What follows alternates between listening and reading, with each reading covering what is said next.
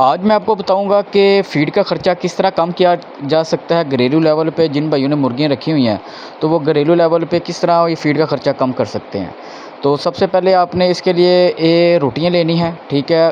रोटियां लेके उसको गीली करके अच्छी तरह 1 से 2 घंटे उसको गीला करना है। उसके बाद उसको अच्छी तरह निचोड़ने के बाद आपने इसमें फ़ीड मिक्स करके डालनी है, ठीक है। रोटियाँ और उसके साथ फ़ीड आप ग्रोअर फ़ीड डाल रहे हैं या अंडे वाली डाल रहे हैं, अगर आपकी मुर्गी अंडे दे रही हैं या छोटे हैं तो इससे इस तरीके से आपकी मुर्गियों का वज़न भी ज़्यादा जल्दी बढ़ेगा। सबसे बड़ी बात, गर्मी की वजह से परिंदा खाना पीना फ़ीड बहुत कम कर देता है, तो इसमें आप ये एक घरेलू टोटके के तौर पे आप यूज़ करके अपने बर्ड को दें।